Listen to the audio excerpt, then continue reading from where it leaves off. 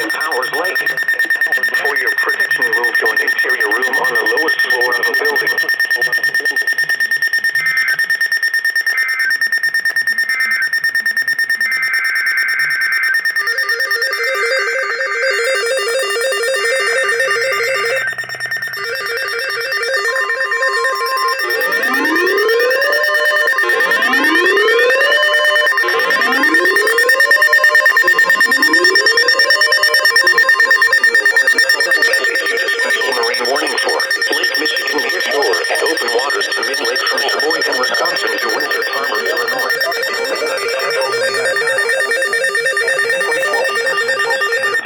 Strong thunderstorms were located along the line extending from